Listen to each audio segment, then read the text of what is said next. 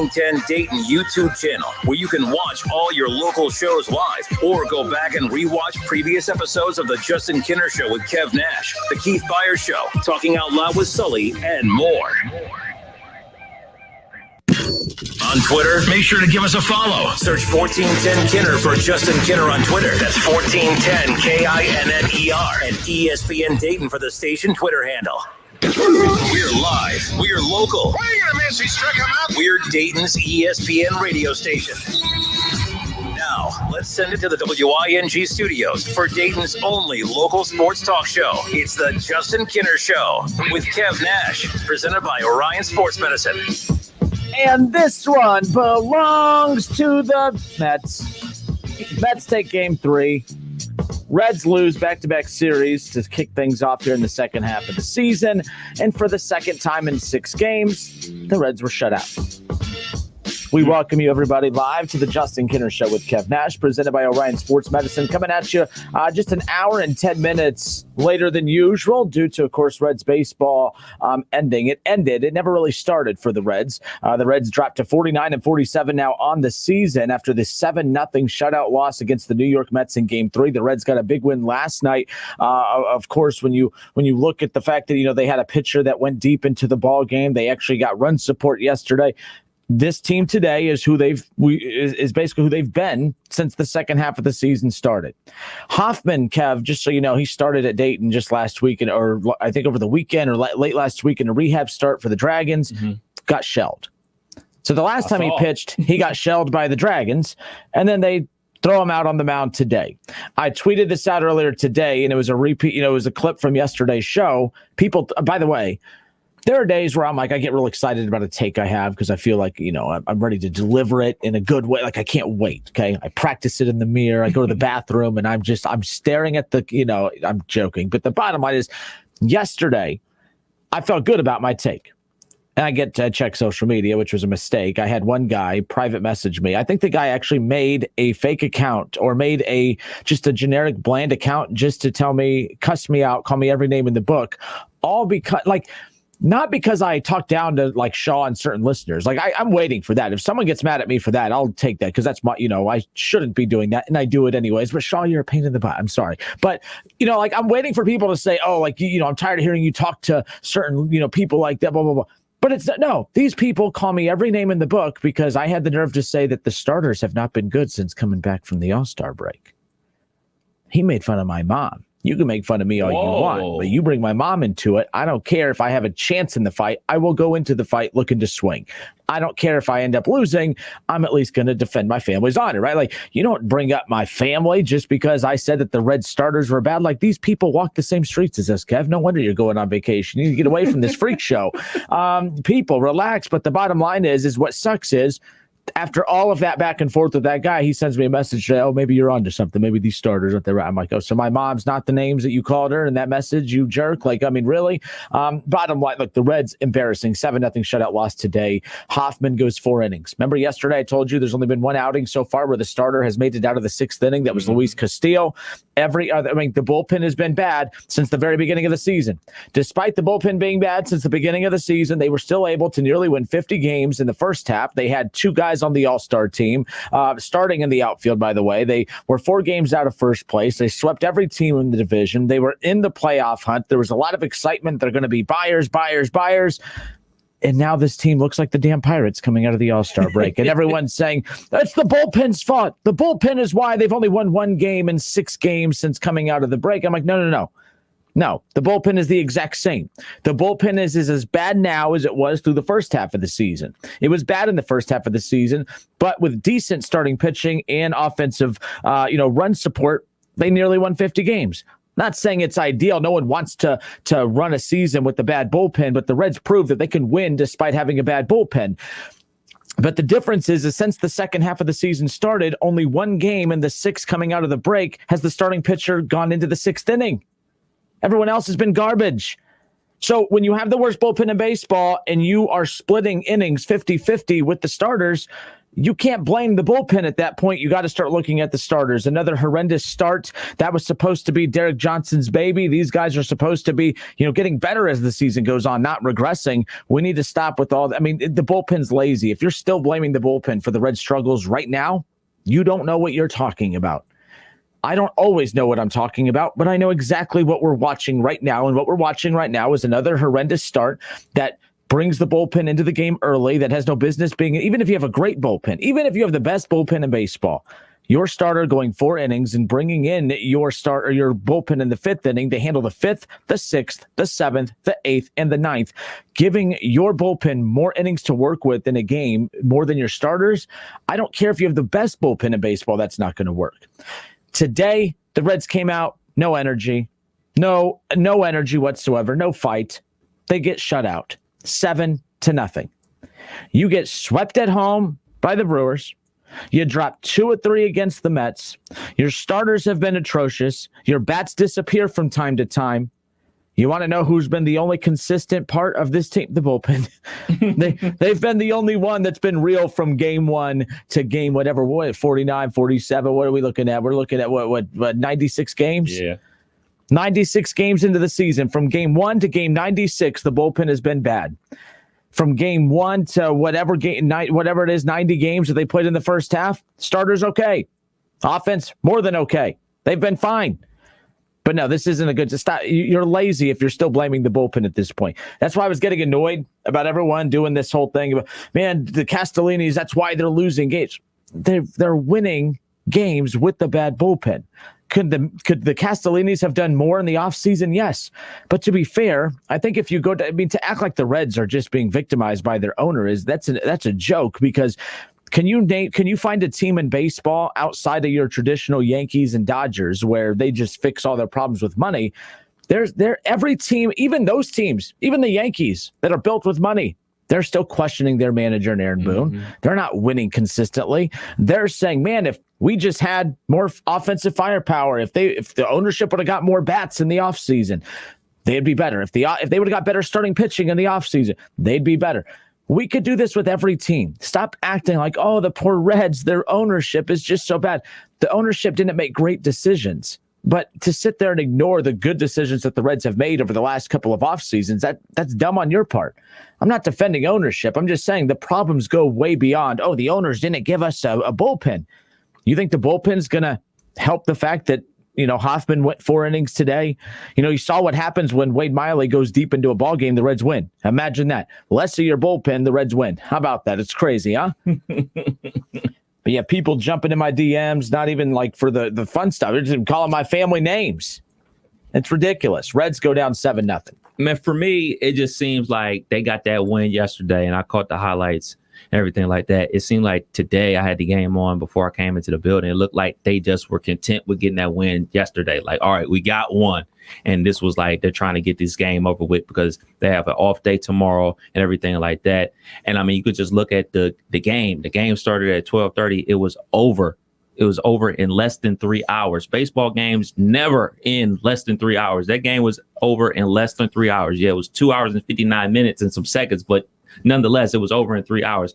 To me, it just looked like the guys were done. Just like, all right, man, let's get this series over with. Let's flush this one because we're not playing good right now. Let's get an off day tomorrow to get back on track some way, somehow, and just get this game over with. They had zero energy out there. It looked like they didn't want to be out there today. And I don't get, how do you not want to be out there today? Unless there's things going on behind the scenes that we're not privy to, which there always is. I have no clue how your team can come out flat in July in the middle of a tight playoff, run, or at least a push. With the trade deadline coming up, we're acting like, they have all of July and August and September to make something happen. Technically, they have less than 10 days. Mm-hmm. Today's the 21st. The deadline's on the 30th. You have 9 days, now 8 days, 7 days, because they're off tomorrow. Technically, they've been off since coming back from the All-Star break. But the Reds are now you're down to your final couple. You have the Cardinals coming in. So you have to, and again, I don't care where the Cardinals are in the standings and whatnot. you have to play good against one of your, biggest rivals in the division that you traditionally have not always played well against. But the Reds have to play so good against the Cardinals to convince the front office do not be sellers at the deadline. Right. But if they drop 2 or 3 at home coming out of the break against the Cardinals, it doesn't matter about the bullpen. And you guys it's foolish to think that the bullpen, that 2 new bullpen arms is going to make this team turn things around when the starters are playing as bad as they are and when the team offensively takes nights off. 2 times they've been shut out in the first 6 games of the second half of the season. It's unacceptable. Travis Kohler, Travco, shout out to him. He goes, I want to know when someone is going to hold the Reds doctors and medical staff accountable for all of these injuries. It's like we have a team full of Tyler Eiferts who could pull a hamstring sneezing. No, I mean, and look, I think that every team is always battling injuries, but it just seems, Travko, I think every team is battling injuries one way or another. The difference is that when you are, the teams that have the most depth can handle injuries. The teams that don't have depth can't handle injuries. Injuries will always be a part of baseball. That's never going to go away. I'm with you, though. There comes a point where you do got to start questioning, okay, it's one thing if you have an injury-riddled season, but we're talking about an injury-riddled decade. Like, I mean, the injuries with this organization just seem to be a common practice, and they just don't have enough depth behind these good players to, be able to fill in for them. But the thing is, even when people act like, if Sims came back, they'd be fine. When Sims and Antone were a part of the worst bullpen in baseball run. Mm-hmm. They were pitching well. They were still part of the worst bullpen in baseball. So, and he does say, 2 starters in the All-Star game means nothing. The Pirates had 2 starters also. Very valid point, Travko. But my whole point is that everyone's acting as if ownership has done absolutely squat with this team. That's not necessarily true. This ownership put together a roster that has been the most competitive it's been since 2014. I'm not saying that we should just settled for that and be happy, but for a team that's finished in the last how many years now, to all of a sudden just wake up and expect that the ownership was going to provide you a World Series team. They kind of did that last year. COVID just messed everything up. Again, you had Sonny Gray. You still have Sonny Gray, but you had, of course, Luis Castillo, Sonny Gray, but you also had Bauer. They went out and got Wade Miley. They got Castellanos. They went out and got Moustakas. They had the nice bullpen arms that they had, last season as well to complement the starters. The offense just didn't click the way it was doing this year. If you take this year's offense with last year's pitching, they're not losing to the Braves in that wild card in that first round of the playoffs, and they're probably making a deep run. But unfortunately, that is not the case. So brings up a good point with the medical staff for the Reds, because nobody's above reproach, not even the medical staff. You see what happened with the Los Angeles Lakers. It is whenever their practice is humongous sponsors of Reds baseball. So that doesn't affect me whatsoever. I'm just saying it is. There is a reason why no one ever calls out that medical staff. Let's just leave it at that. I'm just saying, where we saw with the Lakers, they fired their medical staff because Anthony Davis, who is always hurt, he couldn't come back last season. So the scapegoat was the medical staff and everything like that. So, at this point, the way that they're playing, everything's on the table. And we talked about it earlier this week. We were kind of talking about the Cleveland baseball team and them not, going all in when they had all these pitchers and everything like that. Well, teams that are in mid-tier markets like Cincinnati and Cleveland, like, they'll go for it, but you got to show them why. You got to give them a reason to go for it, because if they're going to be dipping into their stash of money, they want to see the benefit of it.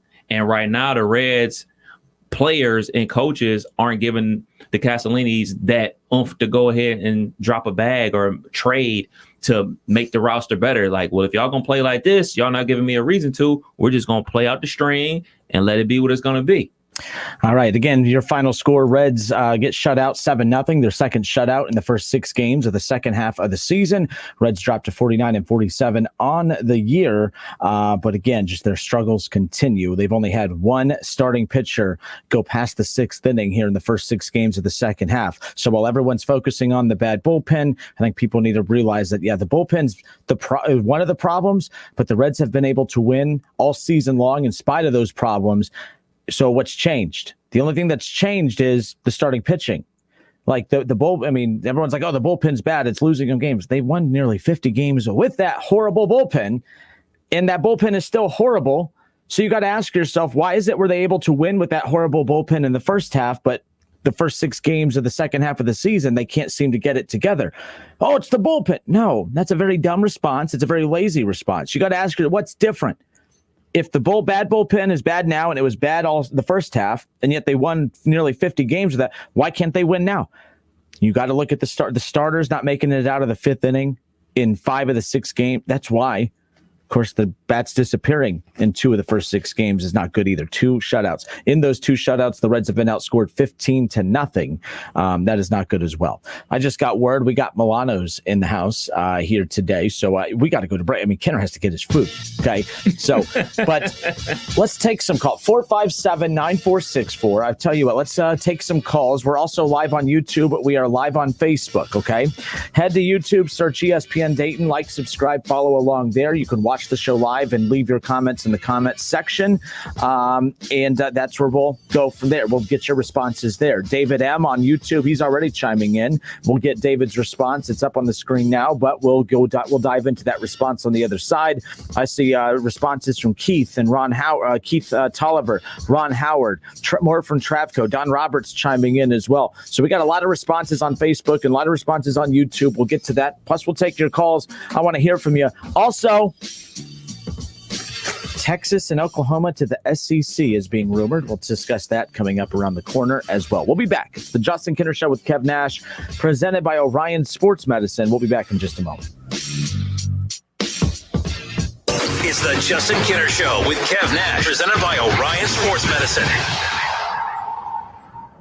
Excuse me. I know you have a 9 o'clock, so I'll keep this short. I'm the business suit in the back of your closet.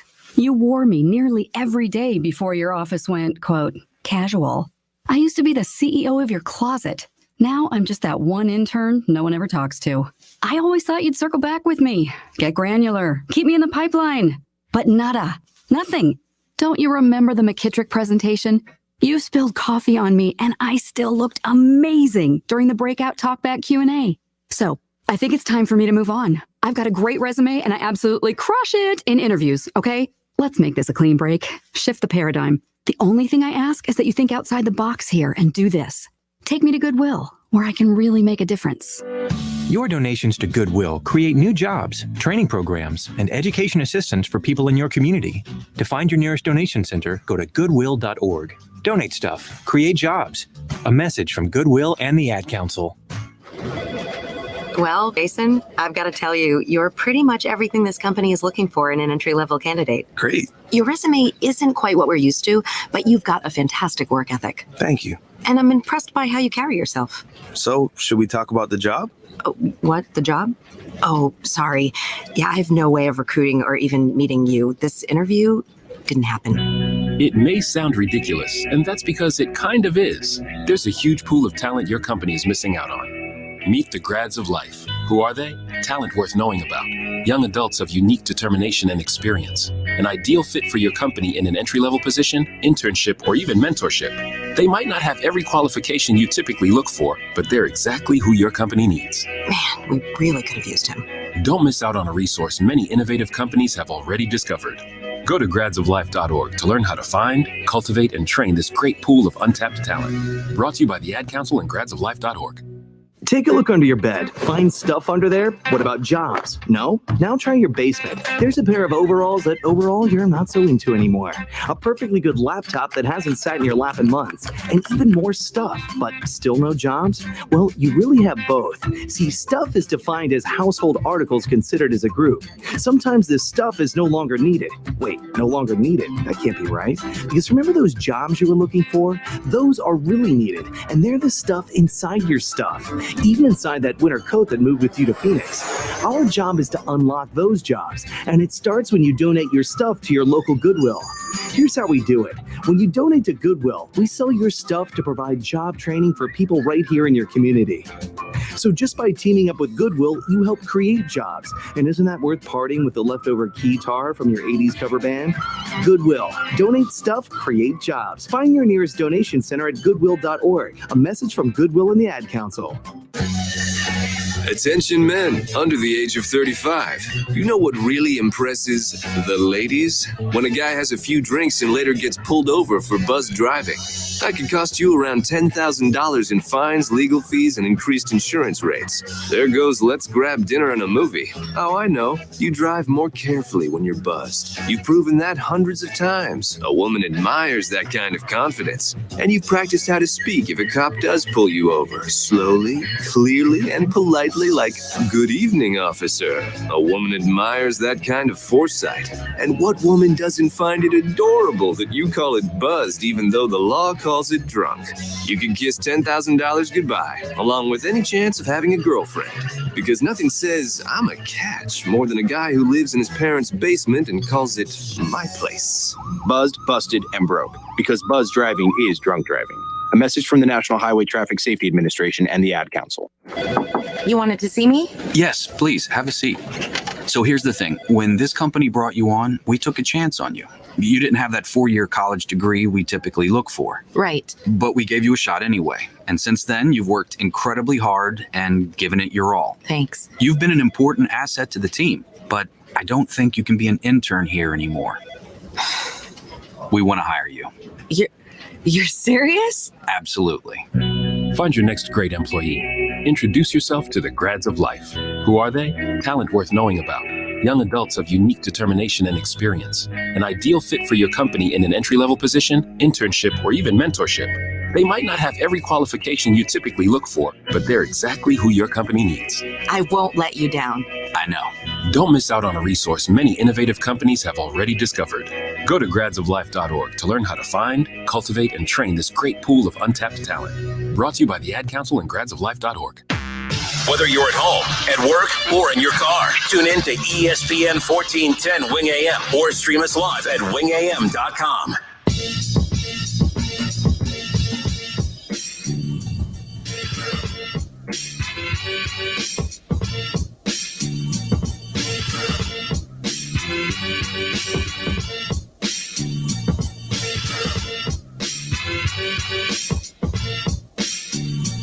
Justin Kinner, Kev Nash, back with you here on a Kevin's Friday, my crappy Wednesday. You should see Kev today, by the way, walking around the office. He's just smiling. Like, oh, can I do anything for you? Can I do anything for you? Do you need anything? Let me know. Let me know. And I'm like, who's this Kevin? Oh, this is, I'm about to go on vacation, Kevin. So I have to wait till September for mine. Get me while you can. Mm-hmm. Actually, people will still wait. Actually, they have, let's see, day ends at 6. You'll get a bunch of stuff at 5:45 of, oh, crap, Kev, So real quick. Yeah, real quick. Before you know. I do want to give a shout out to Milano's. Milano's, again, you could tell, you know how I know it's almost football season? Because it's the smell of Milano's just absolutely fills the entire station right now. So me and you tried this pizza right here. And, for those watching on Facebook and YouTube, shout out. Look at that. Look at that. Yes, sir. So we'll want to give a shout out to Milano's on Brown Street for shipping, actually all of Milano's. But, just look, this pepperoni pizza has honey on it. Yes, sir. And you could put honey on anything. There's 2 things you could put on anything, and it's great right away. Honey and Frank's Red Hot or any kind of Tabasco type sauce. You could put those 2 things on anything, and it works. I'm with it. But no, I want to give a shout out to Milano's for feeding us. We only got into one of these. Hold up. What's this one? Extra. Sure, I didn't open that one yet. Oh, look at that. Oh, we got to show this one off. Might be time for another break. Does this one have honey on it? No, that's just regular. Oh, it has honey on the box. But look at that one, folks. Shout out to Milano's once again. This one, it looks like it's the meats. It's the works right there. So make sure you check that.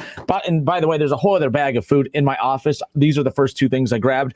I'll check out what else is in there. But I do want to give a shout out to Milano's. The smell of football season has officially filled the entire station. So how about that? But speaking of Milano's, tonight, the TBT on WING, okay, we're going to be carrying every Red Scare game, Dayton Flyers alumni team, and every Carmen's Crew, Ohio State alumni team games throughout the TBT tournament, which tips off this weekend. But I'm really pumped about this because of the TBT roster for the Flyers, for the Red Scare. And for those that want a chance to meet the Red Scare roster, you could do so tonight at Milano's on Brown Street.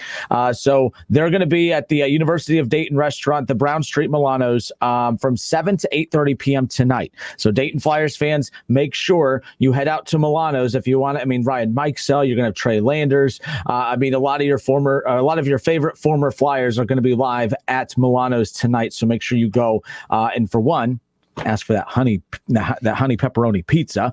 And then while you're enjoying that pepperoni pizza with honey on it, you get to meet some of your former favorite Flyers there at Milano's on Brown Street. So again, shout out to Milano's, but the TBT, man, we're getting closer and closer. I'm pretty pumped about that. Red Scare play on Saturday, right? They play Saturday at 3, and it's all from the Cavelli Center. In fact, we just got all of our information today. We're going to be going down Friday night. Carmen's Crew plays at 9 p.m. on Friday nights. I'll be calling that game Friday night, 9 o'clock. Next day, Red Scare plays at 3 o'clock. And then you will have Carmen's Crew and Red Scare not playing against one another, but assuming that both teams win Friday and Saturday, they will both play in a game at 2 and at 4. And then hopefully they can keep advancing, because if they advance to the quarterfinals, they'll be playing at UD Arena. So nice. I'm pumped about that. And plus this year they're going to have, fans. The Cavelli Center is going to be rocking. They had it at Capitol a few years ago. That atmosphere was unreal. And it's going to be unreal Friday night too. And the Cavelli Center is new. Where is the Cavelli Center in Columbus? It's on campus. That's all I know. Oh, look. See, got my little map right here. I'm just gonna follow that baby. Actually, hold up. Let me see. Because Ohio State campus is pretty large. I'll find it. It's by the lacrosse stadium, the Woody Hayes Athletic Center. It's by the baseball. It's basically it's on campus. I tell people this all the time. I just put in my GPS and go where it takes me. Like when I was in sales here and we had like an entire room full of salespeople, they're like, oh, who are you meeting with today? And I'd say, oh, I have to head over to blah, blah, blah. Oh, you know how to get there? I'm like, yeah, I'll just put it in my phone. And then they'll proceed to tell you how to get there. I'm like, you got to stop telling me. I'm not listening to a word you're saying. I'm not a jot it down. I'm not even a remember how to get there guy. I don't even get how people got around before cell phones. Like I can't imagine using a MapQuest. You went around with the MapQuest days when you used to print off the MapQuest directions. Hoofa. Yeah, I never did. I went to spring break in Daytona. We printed off MapQuest directions. Really, it's just 75 South until you get to Daytona. But we were so nervous because we never driven that far in life. We just printed off directions. But yeah, MapQuest. Yeah, I don't know. Now, before MapQuest, I remember our grandmother used to try to teach me and my brother how to actually read a real map. That didn't turn out too well for me, at least. So Robert Miller on Facebook says, you probably think it's okay to put pineapple on pizza, and he ends everything in Roll Tide. What? Roll Tide. No, I'm not a pineapple guy, but I'm not. My wife is, though. Yeah, I don't like it. See, I don't even like pineapples anyway. I don't know, but if you would have told me, oh, honey on pizza, I would have said, don't do that. But after trying that, right now I'm like, so I have to admit, I don't think I have had pizza with pineapple just recently. It's actually not bad. I will never order it myself and demand pineapple on it, but actually, yes, it was a Hawaiian pizza or something. Either way, it was really good. I didn't mind it. I can eat it. So there's that. It's the Justin Kinner Show with Kev Nash, presented by Orion Sports Medicine. So one more time tonight, Milano's the Red Scare. They will be live at the Milano's on Brown Street. Flyers fans, go and meet some of your former favorite Dayton Flyers stars. Reaction to the Reds 7-0 shutout loss. The second shutout for the Cincinnati Reds. They've been shut out twice in the first 6 games of the second half of the season. It has not been fun. This isn't fun. It's been fun following this team deep into July for the first time since 2014. But this Reds team in these first 6 games of the second half, this is what we've been watching since the second half of 2014. It's been a tough stretch for Reds fans. And my favorite, I saw a lot of this reaction on social media today that, when is this rebuild going to end? What are you talking about? The rebuild ended 2 years ago. People got to understand that a rebuild, like when a rebuild starts, it doesn't end when you win a World Series or win an NBA championship or win your division. A rebuild technically stops whenever you've invested into the roster and you started plugging holes with free agents, like what the Reds did, not this past off season that everyone is living in a very short window of time. Think back to 2 years that the rebuild ended 2 years ago when the Reds just went balls to the wall with their money and spending it on Nick Castellanos and Mike Moustakas and getting, Akiyama and getting all these guys over here. That was the signal right there that the rebuild had ended. When they had given up prospects to be able to do the sign and trade with Sonny Gray, when they made the huge trade at the deadline for Trevor Bauer, all of that was the signal that the rebuild had ended. So the rebuild has been done. Just because the rebuild has not resulted in winning, it does not mean that the rebuild has stopped. The rebuild's done. It just means the rebuild wasn't very good. Mm-hmm. The rebuild was not very good because the Reds didn't develop a lot of players that they got back in the trades for guys like Jay Bruce and Todd Frazier and Chapman and a lot of those guys. That's why the rebuild, not very good. And who knows what this next rebuild is going to look like. I don't know when the rebuild will start. Can it start here in the next 10 days, 9 days at the trade deadline on the 30th? Maybe, but it's not fun. But I don't know what's worse. I could always handle the losing during a rebuild, Kev, because that's what they're supposed to do. Right. And this is why I've also been critical of David Bell, is because David Bell is getting a pass for losing with talent, to where Brian Price, who had absolutely no talent whatsoever, was ridiculed for losing. And I'll never understand that. Look, David Bell, this roster has flaws, but every team does.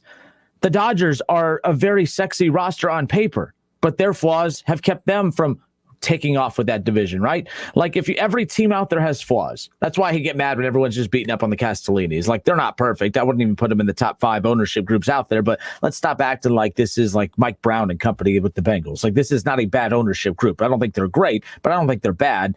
The only reason you're angry is because this bad ownership put enough talent together to be able to get you excited and buying into a winner, right? So I don't think that they're bad. I just don't think that they hit on all the moves that they made. So to the Facebook feed and YouTube feed we go with reaction. David M on YouTube, Kev, says, just now tuning in, I still maintain that the bullpen is and has been the biggest issue over the entire season, with inconsistent offense being the next issue. That's not been the next issue, really, David. Actually, I mean, they're, I think, like the second most efficient offensive team in all of baseball from the beginning. So I'm not going to agree with you there. I will agree with you that the bullpen has been the bigger issue all season. And I've never once tried to argue against that. A lot of my analysis has been about this team coming out of the All-Star break. So when everyone's saying, oh, they've lost these 6 games because of the bullpen, that cannot be further from the truth, because they won nearly 50 with this bad bullpen. You have this window of 6 games. If you got to look at what's different about these 6 games versus what you saw in the first half, it's a small sample size, but they've lost these 6 games simply because the starting pitching has been abysmal. And to your point about the offense has disappeared twice, being shut out twice in the first 6 games of the second half of the season. I can't buy in to that. Justin Nichols says, let's talk football since the Reds are the negative part of the day. And that's a Bengals fan chiming in right there as far as that goes. So shout out to Greg Carell. He says, Reds call a pitcher who gives up 5 in the second and throws 82 pitches through 4. Is that the manager or the front office? Duh. Look, bottom line is I'm not a David Bell fan, but these issues aren't all on David Bell. But at the same time, he doesn't do himself any favors, but I'll get to him in a moment.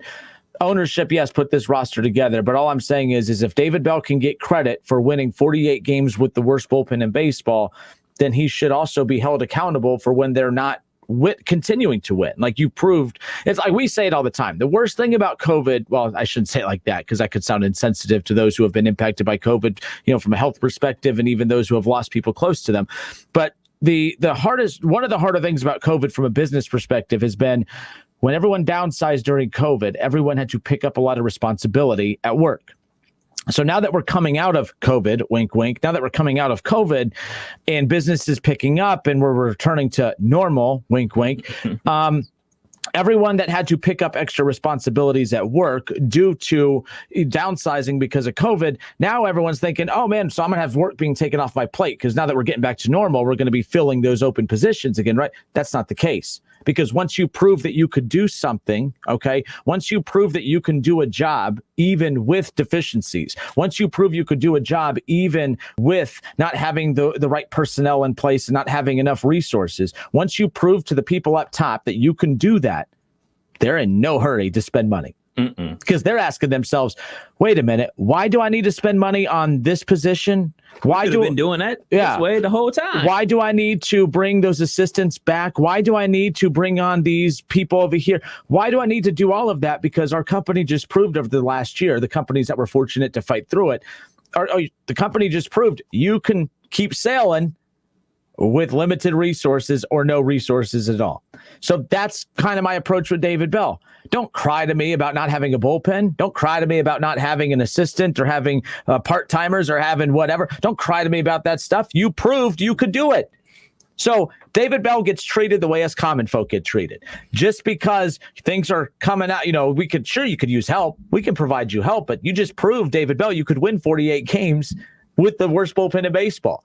You got this. But now the worst bullpen in baseball is why you've lost 5 or 6 games coming out of the break now. So same thing in our little people world, right? Like you just proved you can, continue keeping your job going, even with limited to no resources, no assistance, no help whatsoever. So why do we need to give you help? If you're not doing the job now, how come you could do the job before?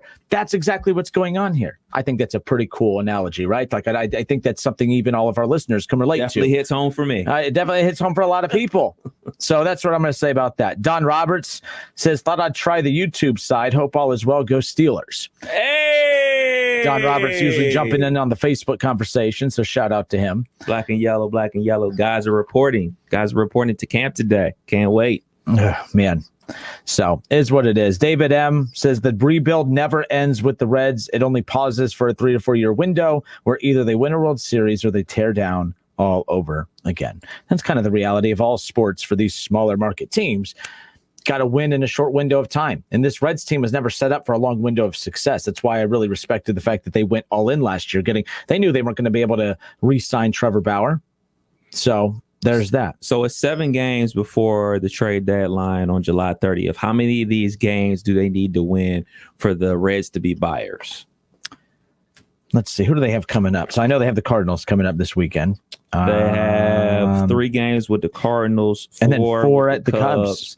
And then they're going to be in the middle of a 3-game They got the Mets coming at up. the Mets. They don't return home. So after their final home game of July on the 25th this Sunday, they won't return home again until August 3rd with the 2-game series with Minnesota. The problem is, Kev, is when you and I talked about this before the All-Star break. It was a brutal 2-week stretch coming out of the break. Mm-hmm. You started off with first place Milwaukee. You have the Mets coming into town. The Cardinals, even on a down year, is still a team we're not comfortable with. It's kind of like in football. Even when the Steelers were down last year, it was still the Steelers, right? Like, with the Browns barely beat the Steelers with all their backups, right? Like, to me, it was still the Steelers. I don't care how many bad players that they were playing in that last game of the regular.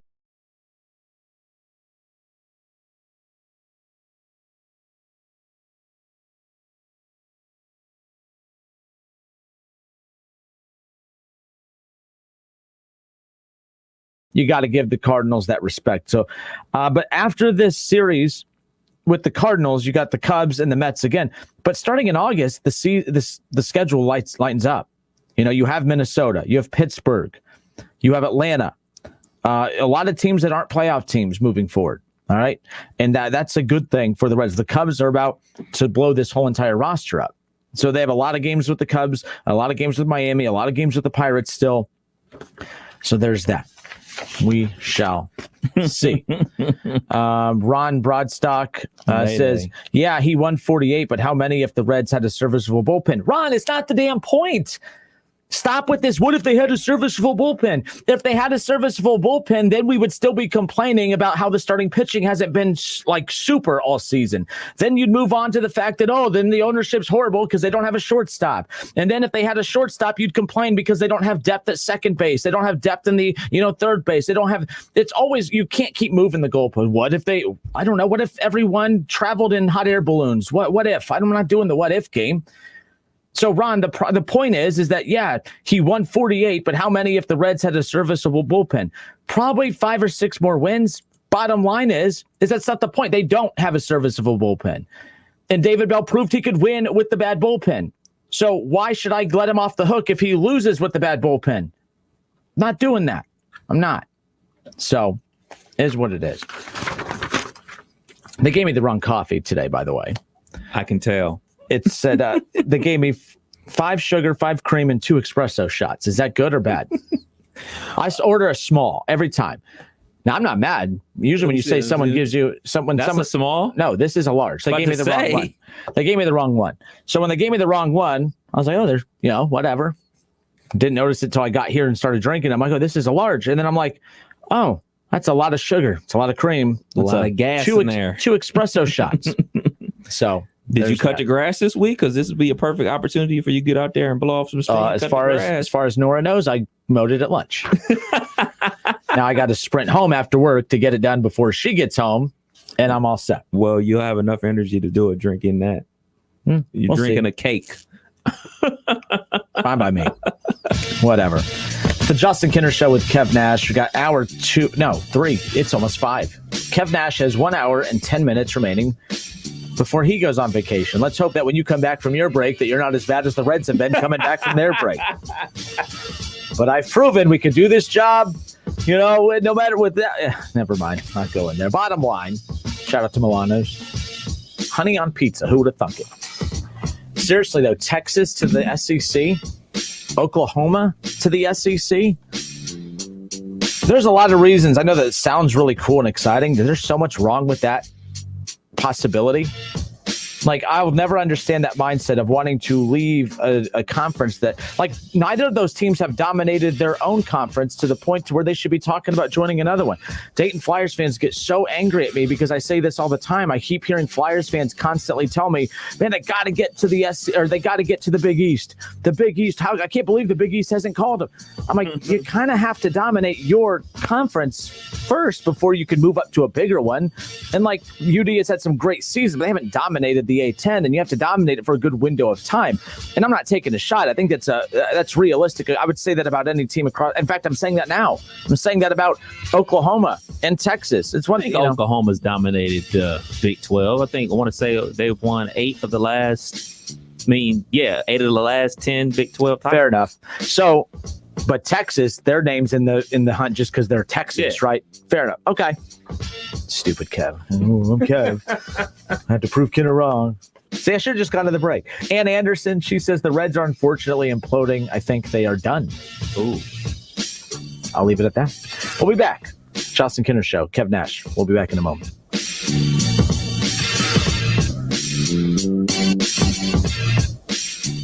It's the Justin Kinner Show with Kev Nash, presented by Orion Sports Medicine. Excuse me. I know you have a 9 o'clock, so I'll keep this short. I'm the business suit in the back of your closet. You wore me nearly every day before your office went, quote, casual. I used to be the CEO of your closet. Now I'm just that one intern no one ever talks to. I always thought you'd circle back with me, get granular, keep me in the pipeline. But nada, nothing. Don't you remember the McKittrick presentation? You spilled coffee on me, and I still looked amazing during the breakout talkback Q&A. So I think it's time for me to move on. I've got a great resume, and I absolutely crush it in interviews, okay? Let's make this a clean break. Shift the paradigm. The only thing I ask is that you think outside the box here and do this. Take me to Goodwill, where I can really make a difference. Your donations to Goodwill create new jobs, training programs, and education assistance for people in your community. To find your nearest donation center, go to goodwill.org. Donate stuff. Create jobs. A message from Goodwill and the Ad Council. Well, Jason, I've got to tell you, you're pretty much everything this company is looking for in an entry-level candidate. Great. Your resume isn't quite what we're used to, but you've got a fantastic work ethic. Thank you. And I'm impressed by how you carry yourself. So, should we talk about the job? What? The job? Oh, sorry. Yeah, I have no way of recruiting or even meeting you. This interview didn't happen. It may sound ridiculous, and that's because it kind of is. There's a huge pool of talent your company is missing out on. Meet the grads of life. Who are they? Talent worth knowing about. Young adults of unique determination and experience. An ideal fit for your company in an entry-level position, internship, or even mentorship. They might not have every qualification you typically look for, but they're exactly who your company needs. Man, we really could have used him. Don't miss out on a resource many innovative companies have already discovered. Go to gradsoflife.org to learn how to find, cultivate, and train this great pool of untapped talent. Brought to you by the Ad Council and gradsoflife.org. Well, Jason, I've got to tell you, you're pretty much everything this company is looking for in an entry-level candidate. Great. Your resume isn't quite what we're used to, but you've got a fantastic work ethic. Thank you. And I'm impressed by how you carry yourself. So, should we talk about the job? What? The job? Oh, sorry. Yeah, I have no way of recruiting or even meeting you. This interview didn't happen. It may sound ridiculous, and that's because it kind of is. There's a huge pool of talent your company is missing out on. Meet the grads of life. Who are they? Talent worth knowing about. Young adults of unique determination and experience. An ideal fit for your company in an entry-level position, internship, or even mentorship. They might not have every qualification you typically look for, but they're exactly who your company needs. Man, we really could have used him. Don't miss out on a resource many innovative companies have already discovered. Go to gradsoflife.org to learn how to find, cultivate, and train this great pool of untapped talent. Brought to you by the Ad Council and gradsoflife.org. Take a look under your bed. Find stuff under there? What about jobs? No? Now try your basement. There's a pair of overalls that overall you're not so into anymore. A perfectly good laptop that hasn't sat in your lap in months. And even more stuff, but still no jobs? Well, you really have both. See, stuff is defined as household articles considered as a group. Sometimes this stuff is no longer needed. Wait, no longer needed? That can't be right. Because remember those jobs you were looking for? Those are really needed. And they're the stuff inside your stuff. Even inside that winter coat that moved with you to Phoenix. Our job is to unlock those jobs, and it starts when you donate your stuff to your local Goodwill. Here's how we do it. When you donate to Goodwill, we sell your stuff to provide job training for people right here in your community. So just by teaming up with Goodwill, you help create jobs. And isn't that worth parting with the leftover keytar from your 80s cover band? Goodwill. Donate stuff, create jobs. Find your nearest donation center at goodwill.org. A message from Goodwill and the Ad Council. Attention men under the age of 35. You know what really impresses the ladies? When a guy has a few drinks and later gets pulled over for buzz driving. That could cost you around $10,000 in fines, legal fees, and increased insurance rates. There goes let's grab dinner and a movie. Oh, I know. You drive more carefully when you're buzzed. You've proven that hundreds of times. A woman admires that kind of confidence. And you've practiced how to speak if a cop does pull you over. Slowly, clearly, and politely like, "Good evening, officer." A woman admires that kind of foresight. And what woman doesn't find it adorable that you call it buzzed even though the law calls it drunk? You can kiss $10,000 goodbye, along with any chance of having a girlfriend. Because nothing says I'm a catch more than a guy who lives in his parents' basement and calls it my place. Buzzed, busted, and broke. Because buzz driving is drunk driving. A message from the National Highway Traffic Safety Administration and the Ad Council. Don't miss the Justin Kinner Show with Kev Nash, presented by Orion Sports Medicine. Weekdays from 3 to 6 p.m. right here on Dayton's ESPN Radio, 1410 Wing AM. All sports, all the time. This is 1410 ESPN Radio.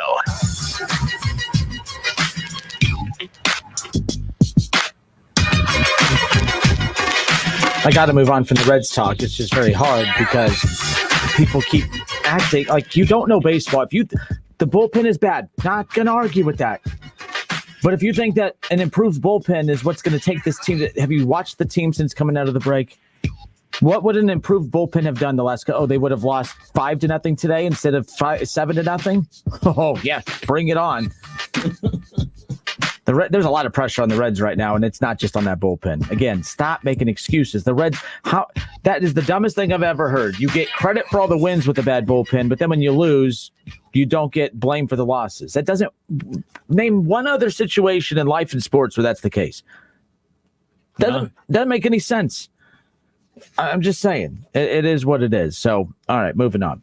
It's the Justin Kinner Show with Kev Nash, presented by Orion Sports Medicine. Hope everyone's had a great Wednesday. Again, it's Friday for Kev. He's going to be taking a couple days off, so jealous of you for that. Are you going to behave? No. Okay, cool. I barely behave with you sitting here. What makes you think, I could be suspended by the time you come back with no one with the role I've been on lately? Just saying. Oh, by the way, so we talked about that Deion Sanders thing yesterday. Mm-hmm. They did a clip at Media Day. I did not see the clip. I'll have to go find the clip. Was it as bad as what the media was tweeting it out to be, if that makes sense? Was it a temper tantrum? I'll send it to. I'll let you be the judge. Okay, I'll take a look at it. But of course, the media today, they did a Nick count. Oh, of course they did. For every media that called, every time the media called him Nick or Saban or whatever, not coach, they had a little tally for all that. So, there it is. Petty. I like it. It is what it is. Everyone, and now everyone is trying to, make up the rules for how you have to address people in press conferences. Bottom line is this: address them however you want and address them however that they will let you address them as. Mm-hmm. I said yesterday, I can't imagine sitting in a press conference, like if I'm going to go cover UD and say, hey, Anthony, what do you think the team looks like this year? No, I would never do that. He is Coach Grant, coach, sir. Like, I'm never going to call him by his first name. That's disrespectful, coming from one of the most disrespectful people in the world of myself. So I'm just saying, like, Coach Nagy at Wright State's coach. It's never Scott. Even if I run into him at Walmart, hey, Scott, you going to take that last thing of milk? I mean, no, it's coach, no matter what. Now, there are people who are comfortable just calling you by your first name. And if you call the coach by their first name and they continue on with the conversation and they don't stop you or correct you, then keep going. You're not wrong for that either. You're comfortable doing it a certain way. I'm comfortable doing it a certain way. Where you become wrong, though, is if the coach asks you, can you please refer to me as coach? And then you choose not to. Now you become the problem. Deion did not give the media the chance to be the problem, because he could have just said, moving forward, refer to me as coach, please. I would really appreciate that. I'm trying to get my players to refer to me as coach and not look at me as Deion anymore, and then move on. And then if you call Deion, then I understand the frustration and anger there. Same thing with Nick Saban and everything else. So bottom line, but I keep seeing on Twitter today, and I just said, I'm not comfortable calling a coach by their first name, but so many holier, I can't stand the holier than thou people, Kev. Like, we got to realize that in our world today, everyone is different, and we're trying to merge people into being more unified and stop being so divisive. But you know who ruins it more than the actual people who say horrible things? It's the holier than thou people who try to tell you that there's only one way to do something. And then, like, that's how you can't have conversation. You know what I'm saying? Like, that drives me nuts. So today I'm seeing everyone say, oh, that is so unprofessional. You must talk to them as and speak to them as, and it drives me nuts. I'm moving on from that too. Is what it is. All right. We'll take actually, we're not going to take a break, but we'll take a brief pause for, sounding all official here, station identification. WING 1410 Dayton's ESPN Radio. All right, so interesting news with all the media days going on. Like, actually, about a year ago, there was rumors circulating that the SEC was kicking the tires on potentially adding a couple new members. I just thought it was 2020. There was no live sports going on, and people were just throwing stuff out there, hoping it would stick, because everyone was tired of talking about, when do you think the season will start? Do you think that there'll be a season? What happens if they don't have a season? That was basically all of summer of 2020. So when I saw that rumor circulating last year, I didn't put a lot of stock into it. But apparently reports have circulated today. And even Greg Sankey, commissioner of the SEC, was asked about it. The Houston Chronicle had released an article talking about that, according to multiple inside sources, that Oklahoma and Texas have engaged in conversations with the SEC that they want to be the two new members of that conference, to go from 14 to 16. Missouri was the last addition to that. No, was Texas A&M and Missouri. Yeah. Those two were the last two additions to the SEC. Texas A&M and Texas, that was a fun rivalry back in the day when they were in the same. That would return. That'd be cool, super, what have you. But I found this very interesting because and you and I were talking during the break. Texas and Oklahoma are eyeing the SEC. You would have to imagine that the SEC, if it makes sense, would definitely absorb those two out of the Big 12. That doesn't do wonders for the Big 12. I mean, those are the two faces of that conference. Let's just be real. Now, with all of that being said, I don't like this. And again, we know the reasoning. Sports is very simple. It's all about money. Mm-hmm. It's very simple. Players' motivation, more times than not, is money. Team decision-making is based on money. Everything is, money makes the world go round. It's no secret. But from a competitive standpoint, why would Texas or Oklahoma want to go to the SEC? Oh, better competition. Stop with the better competition stuff. If you need better you know who needs better competition? Cincinnati Bearcats. They're the ones that need better competition. They're the ones that need to have bigger names on their schedule to get the attention and the respect of the committee. Okay. They are a program that needs more competition as far as their driving motivation to join a bigger conference. Yes, money is definitely a part of that as well. But when you are Texas and you are Oklahoma, and money is not an issue, but of course, The greedy people always want more. There's more money out there by joining the SEC. Completely get it.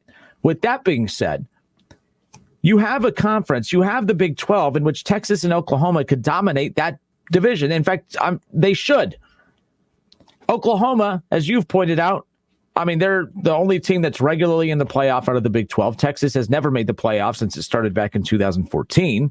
So Texas wanting to leave this conference doesn't make any dang sense to me outside of money. Oklahoma wanting to leave doesn't make sense. Oklahoma gets to be the big dog on the recruiting trail. They get to be the big dog, out, on TV networks because they're Oklahoma, because they're the number one team in their conference every year. Right. Where does Oklahoma stack up against the SEC? Where does Texas stack up against the SEC? I mean, I don't even think if those two teams make it to the SEC that they replace Georgia, that they replace someone as the second big name, next to Alabama. You add those two, those are big names, but I don't know the pecking order as far as how that impacts the SEC. I don't like it. It doesn't make any sense. It hurts the Big 12. It increases the chances of Cincinnati getting to a bigger conference because I think that makes a lot of sense there. But I'm very surprised by this. If it ain't broke, don't fix it. And if something is broken, what is broken, in your opinion, that's leading to this type of conversation? For Oklahoma and Texas, is the power of the SEC. And also with the potential expansion of the college football playoff, it will go from, obviously, like we know, 4 teams to 12 to possibly 16 teams. So even if you're playing in a tougher conference and you take 2-3 losses, you still have the ability to make the college football playoff. And ultimately, that's what you still want. So you'll still be able to do that. But for me, I remember this happened. I can't actually remember the exact year, but I remember when the talk was Texas and Oklahoma going to the Pac-12. But teams and cities and everything like that, like Oklahoma State and their other conference members, made a fuss about it because, hey, they understand that, Oklahoma is the big dog and Texas is the bigger brand, and they know that. So they know if they lose those 2 big schools, they'll be left in the wind. And when teams talk about leaving conferences and everything like that, it is rarely the anchor programs. Like Mizzou wasn't an anchor program of the Big 12 when they left. They were, they were in it. They competed. That's fine. It was a big stink when they left because you're losing a key member to your conference, but they weren't an anchor school. When anchor schools try to leave, there's a big problem. When Syracuse and Louisville left the Big East and basically the Big East dissolved football wise, nobody really fussed about it. But when you're an anchor school, there's going to be a fuss and there's votes that have to take place. You got to think about the ripple effect of Oklahoma and a Texas leaving. There's Congress people get involved in these type of things. There's council people, lots of money on the table. If this happens, it's not going to happen like that. It's not going to happen like, all right, 2023, we're out of here. It's just going to be smooth sailing. We're going to head over to the SEC. Those other schools that are in the Big 12, they're going to make it as difficult as possible for them to leave the conference. And this should be a warning shot to the Big 12 to get more teams, get better teams in your conference, add teams to your conference, add media markets to your conference so you can get a bigger paycheck for the whole conference. So dial up a UC, think about it. West Virginia is in the Big 12. West Virginia is in the Big 12 and Cincinnati is not. That just doesn't make sense. The amount of people that live in Cincinnati, Ohio is far more than Morgantown, West Virginia. So that is a big media market that they could be absorbing, meaning more dollars. So there's tons of other schools out there that play good sports outside of football and basketball, which UC does, that they can absorb to their conference to expand their footprint and expand their dollars and expand their TV market deal. Because that's really what it's about. Like, let's be real. We know it's about money. So how do you get more money? You get more schools in your conference. So Big 12, time to dial up UC, dial up somebody else, get some more. There's a ton that goes into it. Like, okay, we in Ohio, we know Ohio State wields the power in this state. There's a reason why that it's only one team in Ohio that's in the Big 10. We know that. Like, we're Buckeyes and all that good stuff, but we know that Ohio State is saying we're the only team in the Big Ten in the state of Ohio. When you look at a school like a Houston, Houston's like the third or fourth largest city in the country. You have a school right there, a huge media market right there that you could absorb and bring Houston into the Big 12, which would widen your umbrella more, which means more dollars. But it's a school down there named Texas who's deboning the situation. Like, no, we don't want them in there because, we get all the best recruits out of there. Yeah. So it's a lot that goes on. People look at it as like, well, why does this school want to leave and just go there? It's a lot of politics, just like in everything else. There's a ton of politics that goes on behind the scenes that we just don't know about, that if we actually sit down and think about it and realize, like, hold on, you have the University of Houston, one of the biggest cities in America, one of the hottest recruiting beds in America, but people just don't go there. Why don't they go there? Why do all these dudes always end up going to Texas? How come Houston ain't in a big conference? Texas ain't gonna let them. Just the same way Ohio State ain't gonna let UC into the Big Ten. If y'all want to be a big dog, y'all can be a big dog in another conference. I think Houston's more of a threat to Texas than Cincinnati is. Oh yeah, for sure, I agree. But the same, regardless though, the same principles are in play here, even if they're not even remotely close to, like, Cincinnati and Ohio State. They don't come. They're not as good as much improved as they have been under Luke Fickell. They're still miles and miles apart. I mean, look at the last matchup that they had. But what you don't want is to even give them the chance. Yes, exactly. And so Cincinnati has earned the respect of Ohio State enough to know that. That's why I always laugh at the Wright State Dayton Flyers discussion when people say, UD doesn't care about. UD cares about Wright State because there is so much work being done behind the scenes to make sure that game doesn't happen. Yeah. If Wright State wasn't a threat, and I'm not saying a threat as in, oh man, like they're going to take the power from UD. That'll never happen. I've said before, Wright State can make a Final Four run and that wouldn't touch this damn city as far as people, picking sides, it wouldn't change this. Well, I mean, it's the name of the city's the name of the team. I mean, it'll never be a Wright State city ever.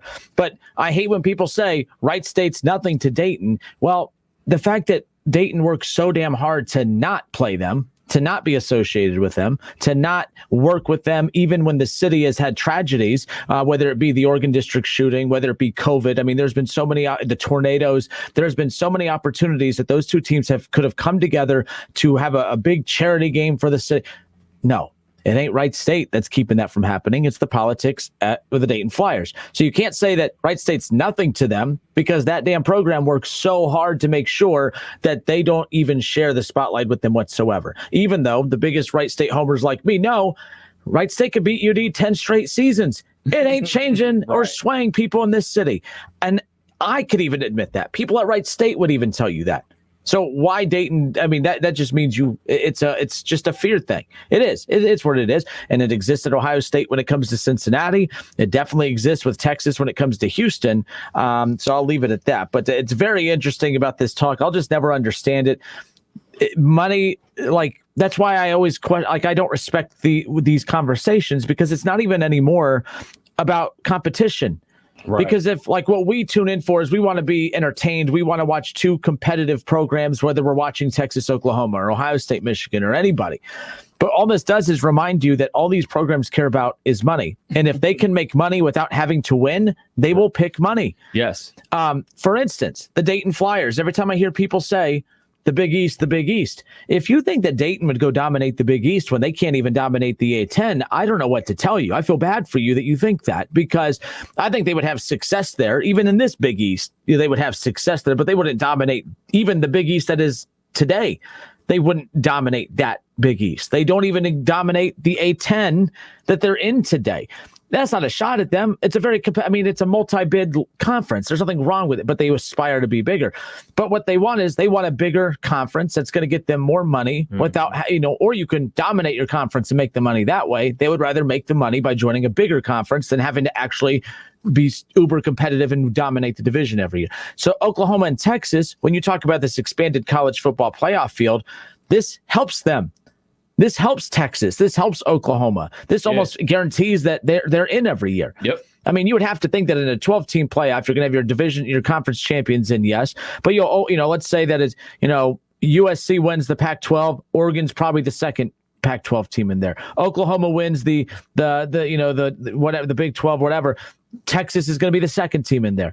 A lot of these conferences are going to have multiple teams in there. The best way to do that is by being 1, 2, or 3 in your conference. Texas and Oklahoma can probably go in and be third or fourth best, maybe. Texas, you haven't even been put in a position in the last 5 years, 10 years to even be considered as one of the top 5 teams in the SEC if you switched over. This would strictly be done for them to make more money off the TV deal. Texas isn't saying, oh, hook 'em horns, baby, let's go win the SEC. No, they're saying, hook 'em horns, baby, let's go make stupid money and not even have to be competitive in the SEC. That's the problem I have with it, and I feel like I would respect those teams less doing that. That's dumb. That makes no sense. That makes no sense to me. And I just feel like you have Cincinnati who's trying so hard to join a Power 5 conference. And then you have the Power 5 teams who are the face of those conferences who are still feeling like, oh, I don't like this conference. This conference isn't good enough for me. It's a joke. I don't respect that because it's not competitive. It's financial. And unfortunately, that's what this all comes down to. And another thing about college football and college sports in general, when you hear all this talk about, the Power 5 breaking away from the NCAA, there's no secret that on this show and basically any other sports show across the country, nobody really rocks with the NCAA. But if the Power 5 was to break away from the NCAA and form their own, there'll still be some type of version of the NCAA because somebody's going to have to come up with the bylaws. Somebody's going to have to do the checks and balances and everything like that. So if you're creating your own new version of the NCAA, think about it like this. If the Power 5 teams only played the Power 5 teams, there's going to be teams that out there going to end up 1 in 12 or whatever. But not just like your Rutgers or your Vanderbilts. There's going to be big teams that are going to end up with those type of records. Look what happened to Penn State when they played an all Big Ten schedule this past season. They were 0-4. They were 0-4 to start the season. You think Alabama wants to try to play an entire SEC schedule or entire Power 5 schedule? Yeah, it worked out for them great this past season when you had, 5 first-round picks on your team. Well, there's going to be days or years where you don't have that. Yeah, Nick Saban's not going to be around. I mean, right. And look, we're seeing it at Ohio State where Ryan Day replaces Urban and the ship keeps going. We watched, obviously what happened at Oklahoma, and you look at, with their coach taking over for Stoops and continuing to take off. So, we're seeing that, program success is more program-based than coach-based, but it usually takes a coach to lay down that foundation. But to sit there and just assume that Alabama will continue dominating post-Saban, I don't think that. I think they'll continue to be a solid program, but I don't think that they're going to be at the level that they are now. But then again, I said the same thing about Ohio State when Urban Meyer left, and especially when Stoops left Oklahoma. Bottom line, and to your point, I guarantee you will never see the Power 5s branch off on their own, and COVID was proof of that. Right. There was an opportunity for the Power 5s to all group together and say, you know what? It's every man for themselves right now, and we as the Power 5s all have the resources to get through this. Oh, but what about the Bowling Greens, and what about the hell with them? It's unfortunate, but who cares? We're the Power 5, right? The Power 5, they weren't willing to help one another out. The SEC, you had conferences poking fun at other conferences like the Big Ten for playing it safe and at first canceling their season. Mm-hmm. Then you had the SEC, the Big Ten and the Pac-12 taking shots at the SEC for being reckless and choosing to move forward with the conference schedule and non-conference schedule and kicking off on time and not playing it safe and allowing fans in the stands and everything like that. That right there alone, they had a chance to make big money last year despite everything going on, and they chose that they would rather go it alone. You'd rather have the ugly Big Ten season that it was. You'd rather have an ugly Pac-12 season that you had an undefeated contender and they didn't even get in the name. They didn't even get in the running for the playoff because that conference had no respect.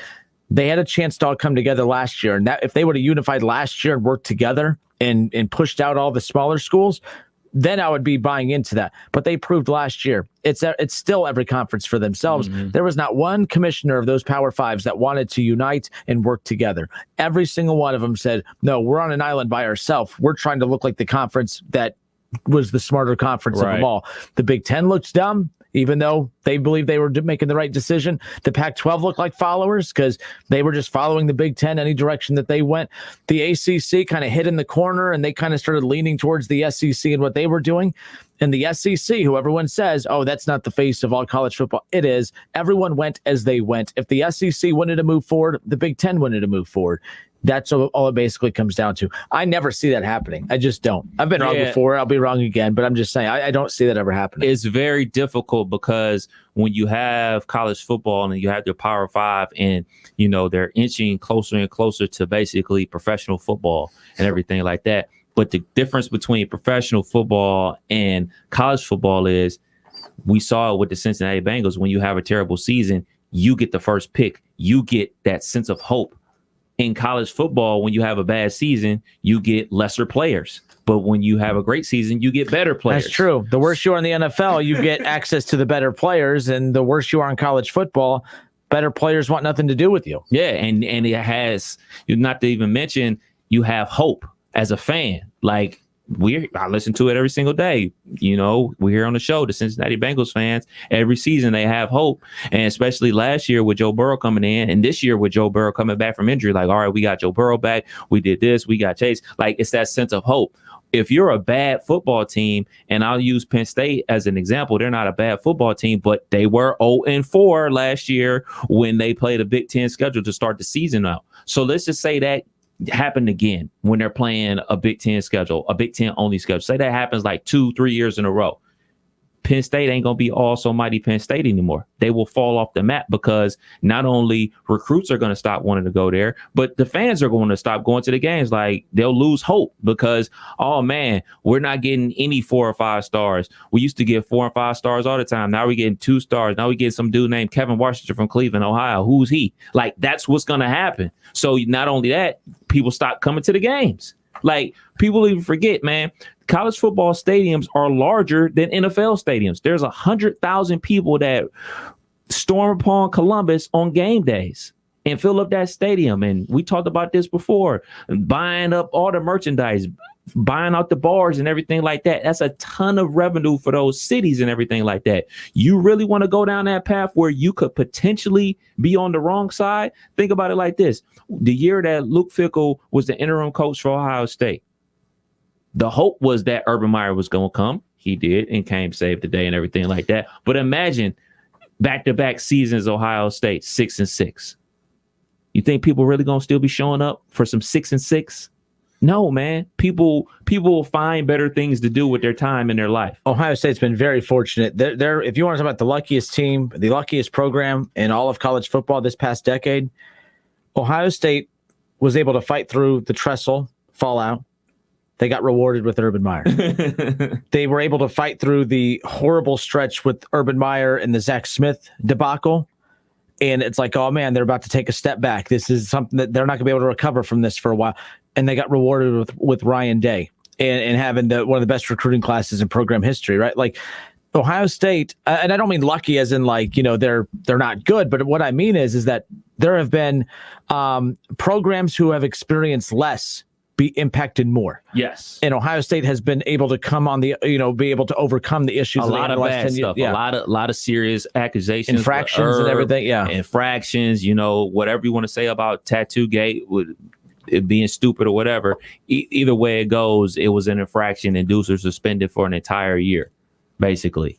But they were able to come out on the positive side. So, yeah, I can't really think of another program that has had that many issues pop up and still come out better on the other side. Like Ohio State seems to be coming out better on the other side of this Urban thing. And that's credit to Gene Smith. That's credit to everybody behind the scenes working. That's credit to all those people up there. But, the problem that I have with college fans, or not even college fans, sports fans in general, they think what is happening today will always be. That's not the case. Things can change at the drop of a dime.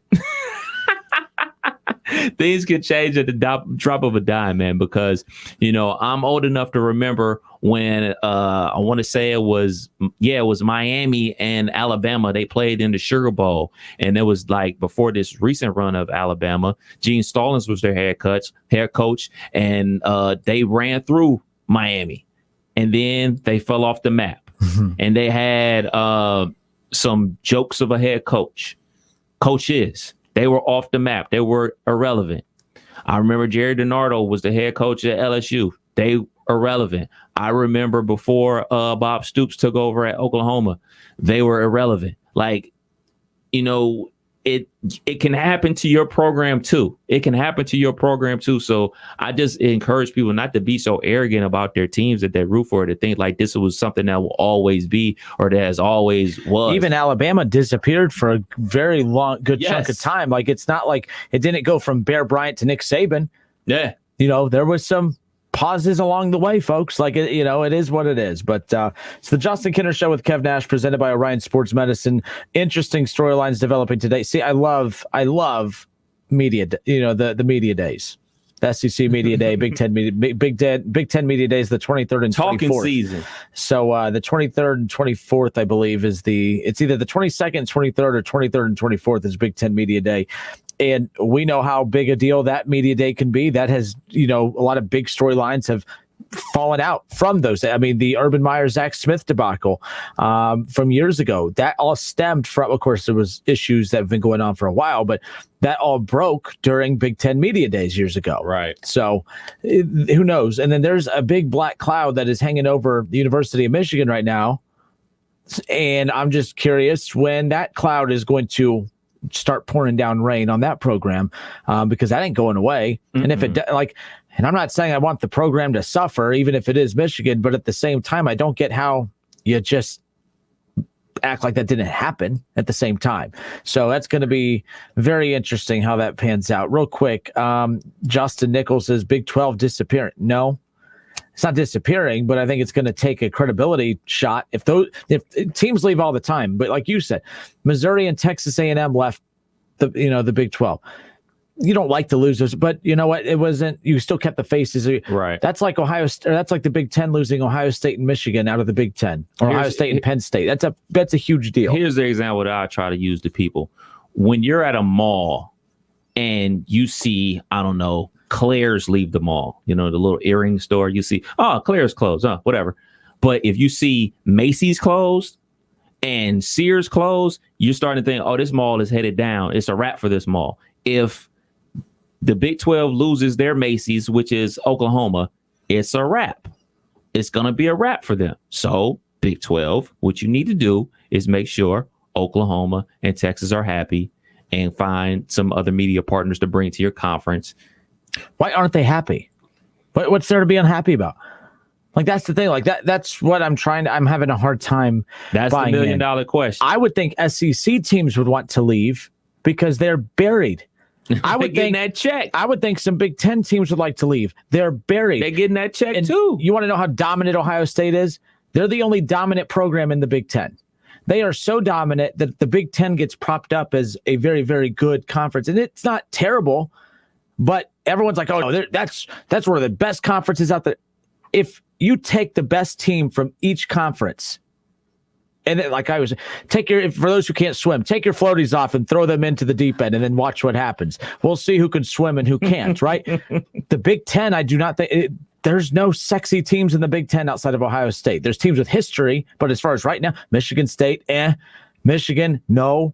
Indiana loses 4 games, but we still lose our minds because they won 6 or whatever it was. I know it was less games last year, but you see my point. Bottom line is the Big Ten, that's how powerful Ohio State is that they uplift everyone else who's not even close to being good. You have teams competing in the Big Ten title that have no business competing for a conference championship. Northwestern, good, solid team, not this past year, but that 4-loss Northwestern team years ago. What are we doing? Like, it's a bad conference.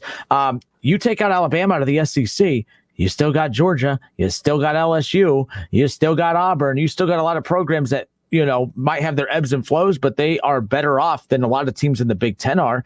In the Pac-12, Oregon, USC, you're only as good as your face of the conference. That's why they've been so bad. Oregon and LSU, or Oregon and USC, they've plummeted. They have not been the storied program that we were accustomed to watching growing up. The Pac-12 or the Big 12, though, you take Texas, Oklahoma out of there, it becomes a mess. That becomes a mess. I don't know. Cincinnati goes there, super. But I mean, but I'm saying as an addition to what they already had. I'm not saying like, oh man, UC is going to replace Oklahoma. Like, no, I'm not saying that. I'm saying you keep adding. No. But I'm saying if you take those out, that's what I'm saying. Cincinnati joining the Big 12 minus Texas, Oklahoma. No. That's not going to cut it. It's not. Think about that rivalry, though. Think about that. I mean, they already are rivals on the basketball court from their Big East days with UC and West Virginia. Like, that is, I know, like, I seem like a UC guy and everything like that. I didn't go there, for goodness sakes. I'm not like a fan of them or anything like that, but I'm a big sports fan. And I just see potential for that program and for potential for the Big 12 to expand to that market. You look at how UC and West Virginia used to be in the Big East together and football and basketball in those games in the Madison Square Garden in the Big East tournament. West Virginia and UC are hours away from each other. There's no way in the world that every road game West Virginia plays in conference, you should have to get on an airplane. They have to get on an airplane to travel anywhere in their conference. They could bus from Morgantown, West Virginia to Cincinnati. Like, same way Ohio State, we're just going to drive up to Ann Arbor and drive up to Michigan State. Like, those happen. Like, you shouldn't have to fly to all your away games. Like, that's just crazy to me. So I'm going to keep beeping the horn about UC getting a chance to go to the Big 12. I think it's a reasonable thing for all parties involved. I think it's a win-win. Yeah, I was, but I'm really interested in how all of this is going to pan out. And by the way, this wouldn't be an immediate thing. I think that even the Big 12 contract, the TV deal they have is through 25. So I want to remind people of this. So Alabama, prior to Nick Saban took over at Alabama in 2007. So you had Mike Shula. He was the coach from 2003 to 2006, 49-10. Mike Price, he was the head coach in 2003. Never coached a game. He had a nice little sex scandal that got him out the paint.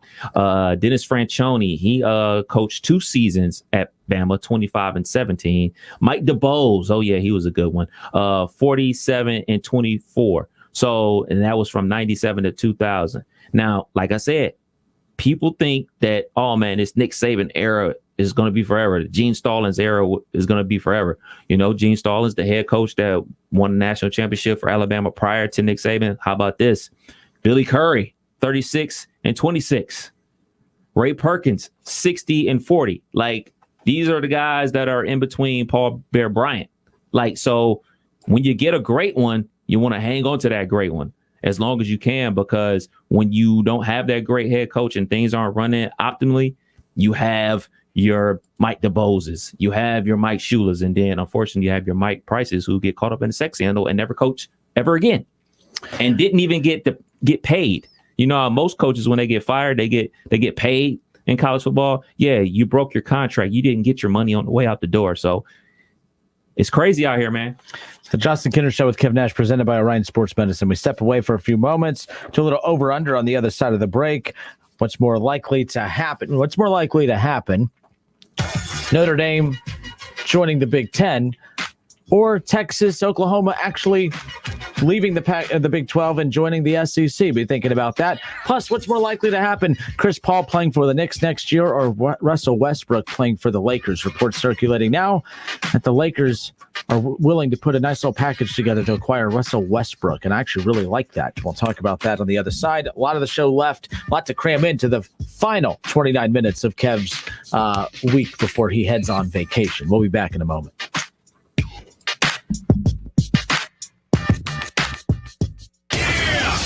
It's the Justin Kinner Show with Kev Nash on 1410 ESPN Radio. ESPN 1410 Wing AM weather. This afternoon will be partly cloudy and hazy, a high near 80. Tonight's going to be mostly cloudy, a low near 58. And tomorrow will be partly cloudy and hazy, a high near 83. I'm Pete Spivak for 1410 ESPN Radio. Attention Class A CDL drivers. Looking to be more than just a number? Yoel Transportation in Dayton is looking for drivers with at least 1.5 years experience. Yoel has open positions for no-tarp flatbed drivers and no-touch regional or local van drivers. Yoel is ELD compliant and offers 401k with match, medical, dental, vision, holiday pay, vacation, safety bonuses, and now has a rider policy. Call Rick or Joe at 937-294-5933 and ask about the $5,000 sign-on bonus today. Excuse me. I know you have a 9 o'clock, so I'll keep this short. I'm the business suit in the back of your closet. You wore me nearly every day before your office went, quote, casual. I used to be the CEO of your closet. Now I'm just that one intern no one ever talks to. I always thought you'd circle back with me, get granular, keep me in the pipeline. But nada, nothing. Don't you remember the McKittrick presentation? You spilled coffee on me and I still looked amazing during the breakout talkback Q&A. So I think it's time for me to move on. I've got a great resume and I absolutely crush it in interviews, okay? Let's make this a clean break. Shift the paradigm. The only thing I ask is that you think outside the box here and do this. Take me to Goodwill, where I can really make a difference. Your donations to Goodwill create new jobs, training programs, and education assistance for people in your community. To find your nearest donation center, go to goodwill.org. Donate stuff, create jobs. A message from Goodwill and the Ad Council. Well, Jason, I've got to tell you, you're pretty much everything this company is looking for in an entry-level candidate. Great. Your resume isn't quite what we're used to, but you've got a fantastic work ethic. Thank you. And I'm impressed by how you carry yourself. So, should we talk about the job? What? The job? Oh, sorry. Yeah, I have no way of recruiting or even meeting you. This interview didn't happen. It may sound ridiculous, and that's because it kind of is. There's a huge pool of talent your company is missing out on. Meet the grads of life. Who are they? Talent worth knowing about. Young adults of unique determination and experience. An ideal fit for your company in an entry-level position, internship, or even mentorship. They might not have every qualification you typically look for, but they're exactly who your company needs. Man, we really could have used him. Don't miss out on a resource many innovative companies have already discovered. Go to gradsoflife.org to learn how to find, cultivate, and train this great pool of untapped talent. Brought to you by the Ad Council and gradsoflife.org. Take a look under your bed. Find stuff under there? What about jobs? No? Now try your basement. There's a pair of overalls that overall you're not so into anymore. A perfectly good laptop that hasn't sat in your lap in months. And even more stuff, but still no jobs? Well, you really have both. See, stuff is defined as household articles considered as a group. Sometimes this stuff is no longer needed. Wait, no longer needed? That can't be right. Because remember those jobs you were looking for? Those are really needed. And they're the stuff inside your stuff. Even inside that winter coat that moved with you to Phoenix. Our job is to unlock those jobs, and it starts when you donate your stuff to your local Goodwill. Here's how we do it. When you donate to Goodwill, we sell your stuff to provide job training for people right here in your community. So just by teaming up with Goodwill, you help create jobs. And isn't that worth parting with the leftover keytar from your 80s cover band? Goodwill. Donate stuff, create jobs. Find your nearest donation center at goodwill.org. A message from Goodwill and the Ad Council. Attention men under the age of 35. You know what really impresses the ladies? When a guy has a few drinks and later gets pulled over for buzz driving. That could cost you around $10,000 in fines, legal fees, and increased insurance rates. There goes let's grab dinner and a movie. Oh, I know. You drive more carefully when you're buzzed. You've proven that hundreds of times. A woman admires that kind of confidence. And you've practiced how to speak if a cop does pull you over. Slowly, clearly, and politely like, "Good evening, officer." A woman admires that kind of foresight. And what woman doesn't find it adorable that you call it buzzed even though the law calls it drunk? You can kiss $10,000 goodbye, along with any chance of having a girlfriend. Because nothing says, "I'm a catch," more than a guy who lives in his parents' basement and calls it my place. Buzzed, busted, and broke. Because buzz driving is drunk driving. A message from the National Highway Traffic Safety Administration and the Ad Council. The Reds are on the radio. Every hit, every strikeout, every Reds victory. You can catch all of the action all season long right here on Dayton's home of the Reds, 1410 ESPN Radio. College football playoffs, Browns, Bengals, Buckeyes, and more. Catch the Keith Fire Show Mondays at noon on 1410 ESPN Radio.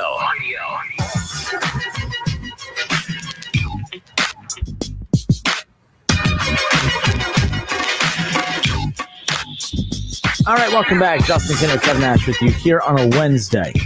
just a reminder, again, shout out to Milano's for dropping off a couple pizzas for us just a little bit ago. In fact, for those of you watching live on YouTube, Facebook, look at that. Look, we've already crushed that. I mean, there's just two of us in here. We've already downed one pizza and we're already halfway into this next one. So we did finish the pepperoni pizza with honey on it. I wasn't aware there was honey on it. Took a few bites. Even I heard Kev say, "Why is this sweet?" And I read I'm like, "Oh, there's honey on this. This is a game changer." So try the honey on pizza. How about that? But no, speaking of Milano's, tonight, the Dayton Flyers alumni team for the TBT for the basketball tournament Red Scare, they are going to be live at they're going to be at Milano's tonight on Brown Street from 7 to 8:30, signing autographs, taking pictures, little meet and greet. So take advantage of that for you Dayton Flyers fans out there who want to go back and look and meet some of your former favorite Flyers. They're going to be again live at Milano's tonight on Brown Street. So you can come meet the players, chat about the tournament and all things Flyers over a delicious meal and a cold beverage. So keep that in mind tonight. Milano's, Brown Street, 7 to 8:30. Go meet some of the players from the Red Scare. TBT on WING.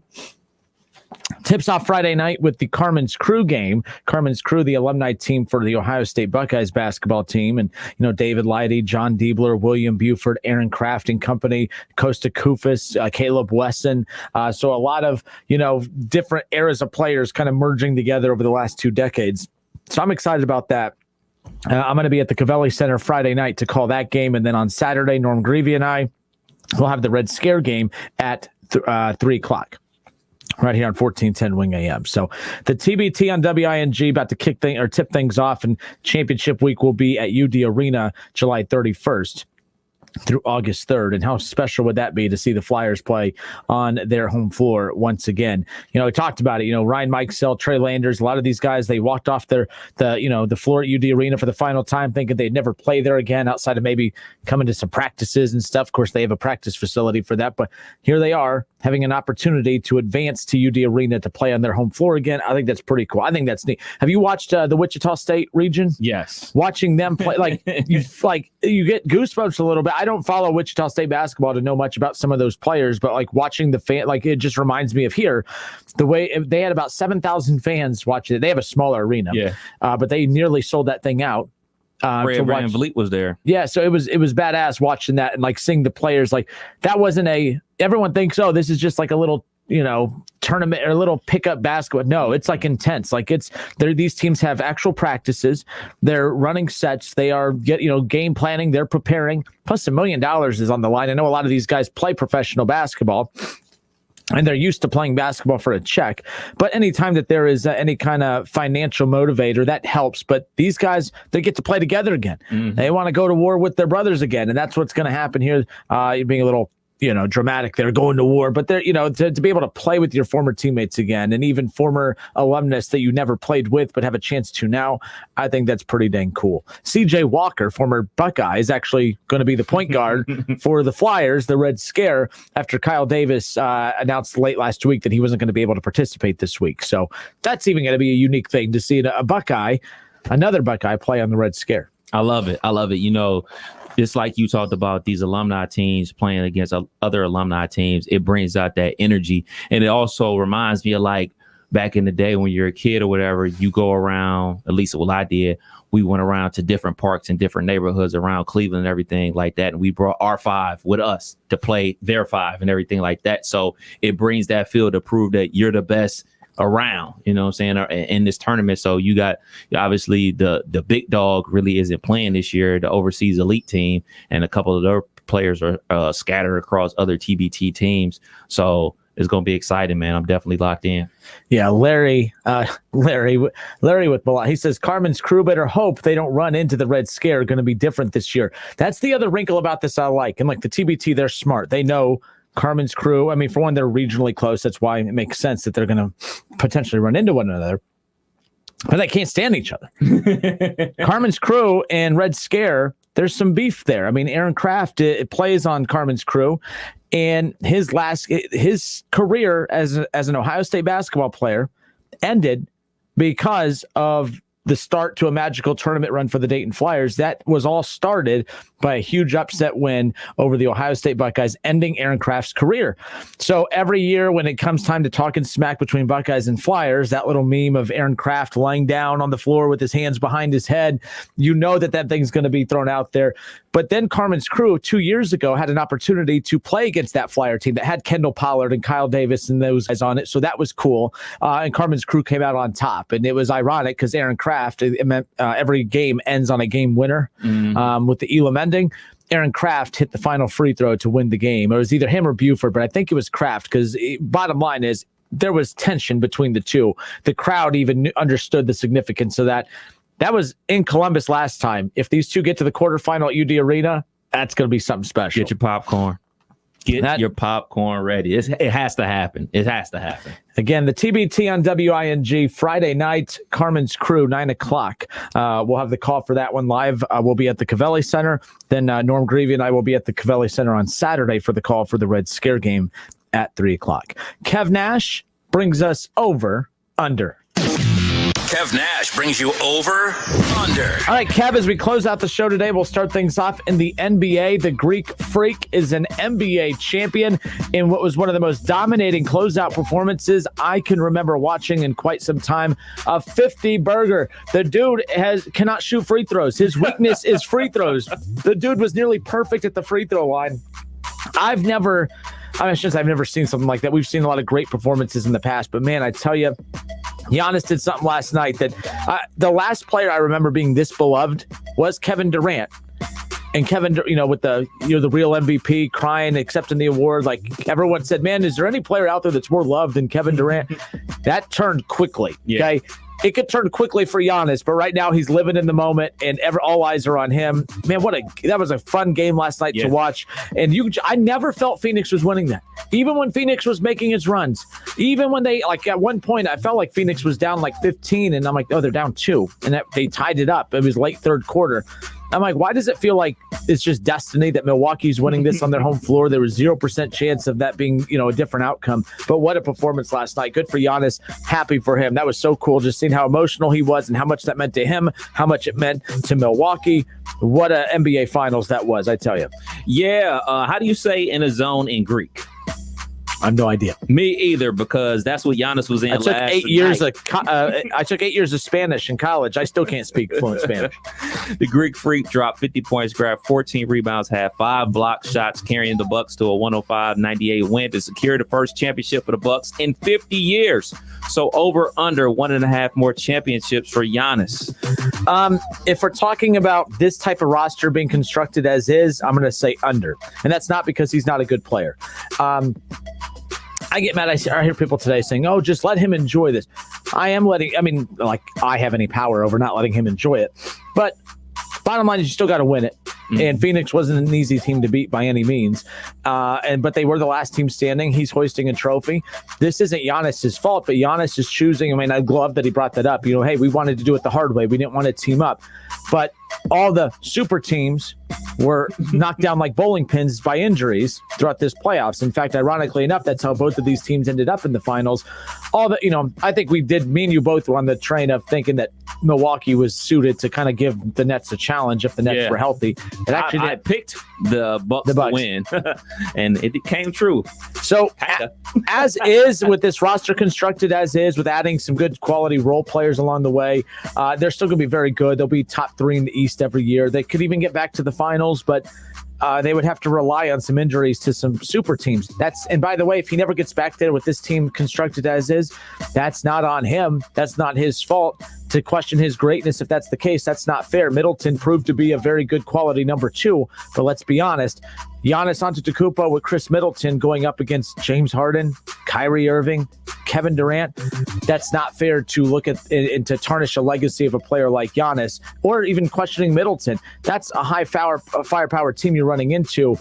So I'm going to say under with as is, but as we know, we always see players kind of team up later in careers and have a chance to get a ring that way. I'm going to say under, though, for roster constructed as is. I don't think they're the team to beat heading into next season as is right now. I'm going to go with the over, because what happens when you win championships, you get other guys saying, well, I can team up with them. I can go there. I can be the third option there. I can be the corner 3-point shooter.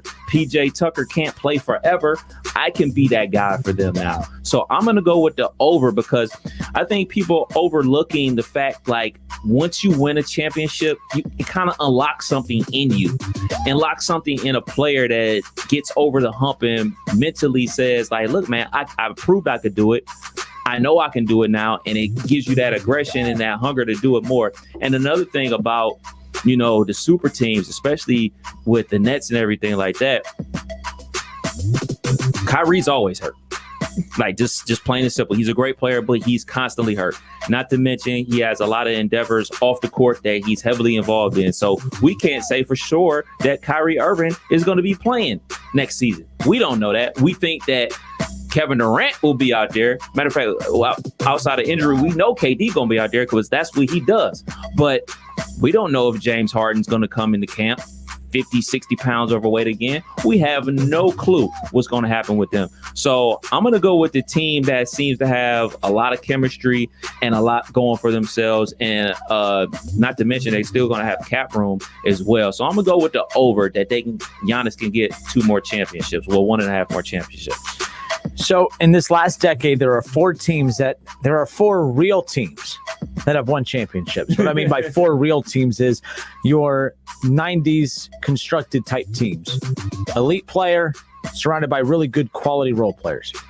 And you have to have a number 2. It's not fair to call a number 2 a role player, but the Pippins of the group, right? Like Pippen, everyone uses that as a disgrace. Oh, he needs a Pippen is a top 50 NBA player. Yeah. I love when people get offended by, he's not his Pippen. Who cares? You're a top 50 player. Like, why does it matter? So with that being said, you had the Dallas Mavericks. That was a real team that won a champion. What I mean by real is we've all used the super team motto now for the last decade, ever since LeBron joined up with the Heatles with Chris Bosh and Dwayne Wade. The Dallas Mavericks, real team that won.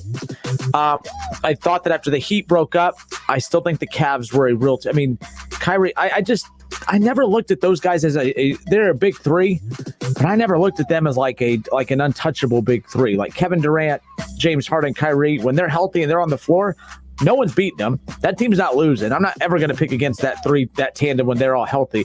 But like that Cavs team was pretty real. I mean, they had to construct it. That free agents didn't go. They had to trade for it. They had to trade Wiggins to get Kevin Love, and you already had Kyrie there. You drafted Kyrie. I was as close to a real team, close to a super team as you can. And then the Golden State Warriors and the Toronto Raptors. So I guess there's 5, I guess, if I'm going to say. But there was the one team, the 70-win team that ended up losing, but they had won the title the year before. Right. That Golden State team without Kevin Durant, that was a real team. That team was drafted together. Yeah. They plugged holes at free agency. That was a real team. The Cavaliers, I'll take them off the table for right now with LeBron. But so you had the Warriors, the Dallas Mavericks. You had the team a couple years ago with the Toronto Raptors and now this Bucks team. So 4 legitimate, real quality teams that were built from scratch around the star player that they drafted. Dallas Mavericks won a championship with their star player, Dirk Nowitzki, that they drafted. The Toronto Raptors didn't draft Kawhi Leonard, but that was their star player that they built around, won a championship. Steph Curry drafted to Golden State. They built and drafted and free agents around him, won that championship. And then what we just saw last night with Milwaukee. The problem is no one's trying to build rosters to take a chance and just hope that luck is in their favor. I know what you're saying about, that the chances of Kyrie being this, but I don't think front offices around the league are putting that in their game plan. Oh, they're not, because they're paying him big money to play. That goes to show that they're not thinking like that. They're willing to bet on his talent and him, and rightfully so, because he's a heck of a basketball player, no doubt about it. Okay, Lamar Shelley to San Antonio. That was all drafted, all signed. But my problem with that is Spurs fans, the few and loud that are out there, they crack me up because we were a super team. We had a big 3. So it's convenient. They want to be called a super team whenever it's convenient for their arguments. Oh, yeah. Like I see it all the time. I only know one Spurs fan. My buddy from college, Brian Lowry. I lived in Texas. I have a lot of friends from back home. So they get real offended when you say that they weren't a super team. But if they're a self-made super team, it's okay. You know what I mean? Like I think people don't like a super team constructed from the actual superstar saying we're going to team up. Now, if a front office and the GM, they make trades to make a super team, people deem it okay. That's like my perspective of it. Unreal. We went real long on that first one, so my bad. We'll be fast. We'll be fast on this. Next up, after losing the championship, Suns point guard Chris Paul says he is not considering retirement. He is up for free agency this summer, so over under 3 more seasons for CP3, who is 36 years old, same age as LeBron James. What's funny is I think he did more damage in 6 games. In 4 games, because he looked really good games 1 and 2. I think he did more to hurt his big money opportunities in the last 4 games than he did to earn the big money opportunities in the 72-game regular season and the first three rounds and 2 games of the NBA playoffs and finals. I don't want to beat up on Chris Paul too much here, but that was concerning. I mean, everyone was propping him up as the Magic Johnson, as a LeBron James, Magic Johnson. I mean, LeBron got torched for letting his team drown against the Mavericks. But all last night, I'm hearing people give Chris Paul a pass. And I'm like, if you're giving him a pass, then that means he's not on the same level as LeBron and the all-time. He's an all-time great, but I'm not putting him up there at the upper tier with those guys because those guys don't get passes. LeBron has been to 10 damn NBA finals, and all we do is rip him for that one that he lost to the Dallas. That one he lost, but the one that he was favored in, we still remember that one where he disappeared against the Mavericks. We rip him for that. We'll never let him get away with that. But Chris Paul, we're going to sit here and act like, oh, you didn't just lose 4 straight. They lost 4. They were up 2-0. The championship was theirs. It was his. You lost 4 straight. And Milwaukee's good, but they're not 4 straight wins better than you.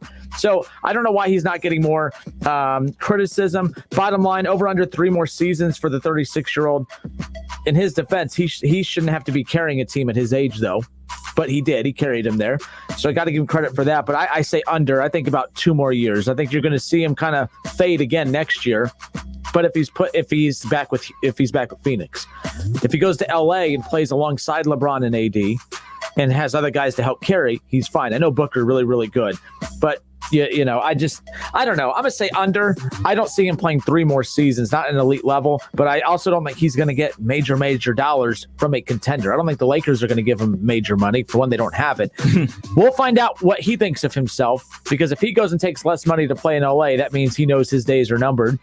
And if he chooses to go to the Knicks or come back to Phoenix, he feels like he has enough left in the tank to be built around. So we'll see. I'm going to go with the over. Wow. I think he played an outstanding game last night. I think he was great last night, to be perfectly honest. I don't remember anybody scoring for the Suns outside of Chris Paul and Frank Kaminsky in the 4th quarter. Kaminsky, baby. Frank the Tank. Slash into the bucket, scoring over Giannis on the Look, man, occasions. like the problem, and I know this topic is about CP3, but the problem with Frank the Tank was he can't guard anybody. He can score, but he can't guard anybody. That's why he wasn't getting any minutes. And with Sarge blowing out his ACL really hurt the Suns, because he was a guy that could guard and score. So then you had to put in Frank the Tank, who can score but can't guard. So that was a major problem for them. And another major problem for the Suns was the ability for the Bucks to have Giannis guard Chris Paul. It wasn't on the switches. They literally put Giannis on Chris Paul, which allowed Bobby Portis to guard the paint. When you can have a dude that's 7 feet tall guarding a dude that's 6 feet tall, and he can't get around him with ease, that's a problem. And I mean, that's just kudos to Giannis and his ability to stay in front of people. I think Chris Paul played outstanding last night. He's a point guard. He's a traditional point guard, where his ability to make others better, to put people in the position to score the basketball, that's what he does. And he was forced to score the ball last night. I think he had like 26 points last night.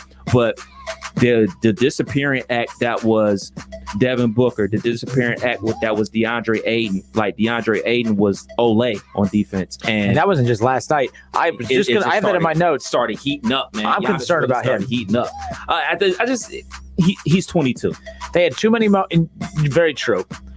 They had too many moments at crucial points of the game where Chris Paul's leadership and that is leadership.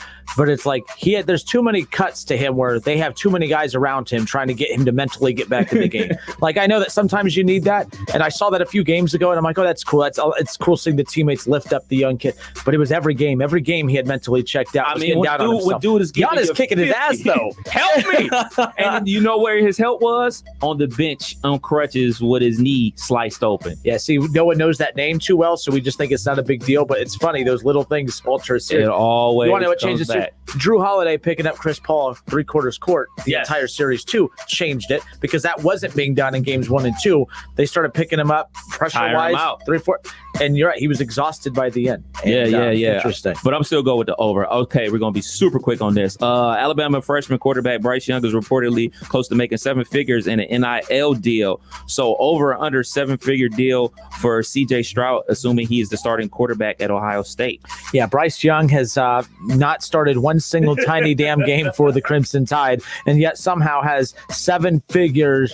He's up in the 7 figures with name, image, and likeness deals. Good for him, by the way. But you'd have to think that a lot of that is without him even playing a second, without him even starting a game for Alabama, for him to be making 7 figures already, that's the power. And by the way, this is why I always say the players need the brand more than the brand needs them, because half of you've never even heard of Bryce Young, but everyone knows that's the Alabama damn quarterback right there. So we're going to give him 7 figures.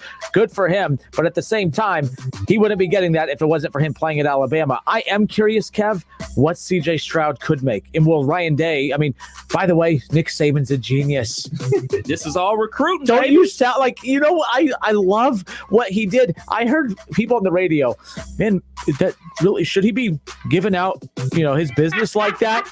Yes. I actually heard that today on Fox Sports, listening to that, just separating, going back and forth between shows. They were like, should Nick Saban, one of the topics, should Nick Saban be, throwing his business out there like that? Absolutely. Because you know what happens, Kev, if CJ Stroud at Ohio State only makes $150,000? That's a problem. That's a lot of money. No one's feeling sorry for him. We get our guys paid here at Bama. But honestly, good for Nick Saban. And you know what's funny is he probably actually isn't making 7 figures, but Nick Saban, think so. He might be though. I don't think, man.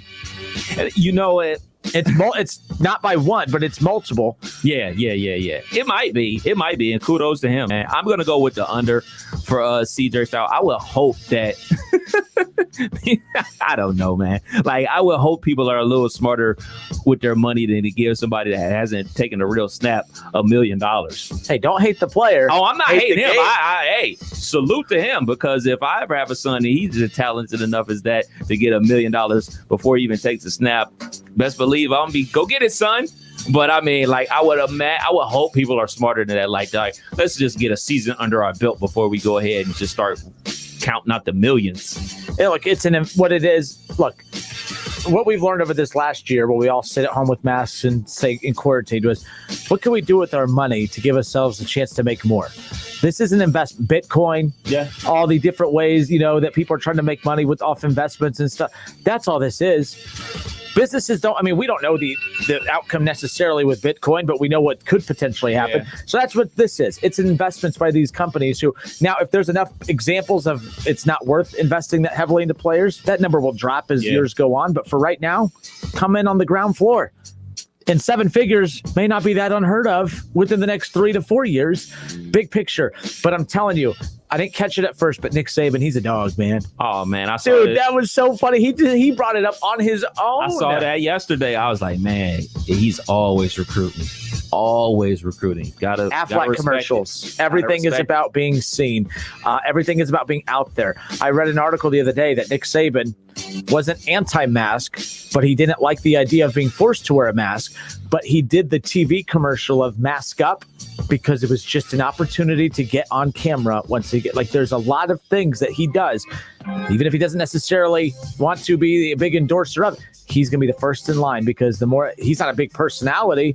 He's a big name, but like the Affleck commercials, it's strange. Like just seeing him he reached out to do that. He knows getting himself out there is important. And Affleck commercials run all the time on CBS during SEC games. SEC games that Bama ain't even playing in. It's like Mississippi State and Ole Miss, and you'll see Nick Saban. Hey, Affleck, come Bama. Here's my hot take. Here's what I see in the future. NIL rankings. NIL rankings. Who made them? Which teams had the players make the most money through NIL deals? Absolutely. And Kev, that's gonna watch how that lines up with recruiting rankings. Because I can go to Ohio State, be the starting quarterback there, and go to Alabama, be the starting quarterback there. If I'm going to get $250,000 a year to be the quarterback at Ohio State, or make $1 million at Alabama, guess where I'm going? And I can develop and be a pro. Yep, either place. Have a great night. Have a great week, Kev. Now, enjoy your vacation. You deserve it. Trust me, you definitely deserve it. Before you leave, I have some things you need to do for me real quick. So. Real quick. Yeah. Hey, have fun. Thank you. Fun. Until tomorrow, it's been the Justin Kinner Show with Kev Nash, presented by Orion Sports Medicine. Without Kev here to keep me in line, hopefully I don't say anything to get fired or suspended. It might be the Kev Nash Show the next time he comes back to the airwaves. Have a great night, everybody. It's the Justin Kinner